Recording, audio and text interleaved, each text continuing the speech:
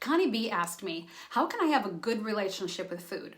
I can't wait to talk about this one.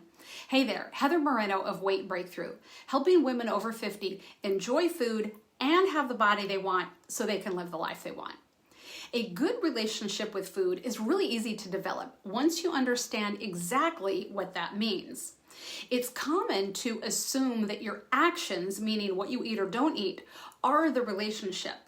But in fact, the decisions you make about eating, like what, when, and how much, those all come from your thoughts, meaning the relationship you have with the food. Now, at the risk of this sounding too out there, let's compare it to a people relationship. The things you do or say with each other all stem from the relationship itself. They aren't the relationship. So for example, if I regularly think about my husband as a generous person, you'll see the outer manifestation of that thought.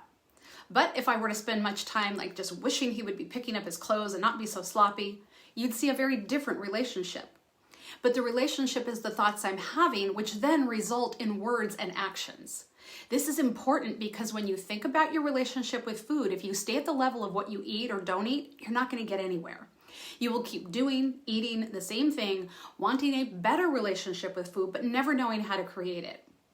Your relationship with food simply comes down to your thoughts about it. To have the relationship that you want, you need to do two things. Number one, develop a detailed understanding of your current relationship with it. And then two, decide again in detail what you want it to be like. Start by writing it all down. Do you think of food as an enemy, as a comforter? Does it give you joy? Write down everything you're currently thinking about food and then look and ask yourself, is it a good relationship? Is it the relationship that I want to have? Is it dysfunctional? Set that aside and then write down the kind of relationship you want. Ask yourself questions like, what role or purpose do I want food to have in my life? What boundaries do I want to set around food? How often do I want to think about food, and what do I want to think about food? Be curious during this process. There's no automatic right or wrong answers that determine a good or bad relationship. For me, thinking I love chocolate years ago led to some dysfunction in my relationship with food.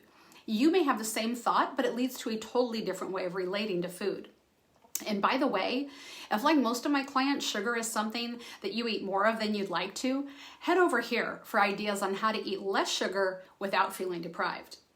Know that you are the ultimate arbiter of what you want your relationship with food to be. Stay open and curious without judgment and enjoy the process. Grace and joy, my friends.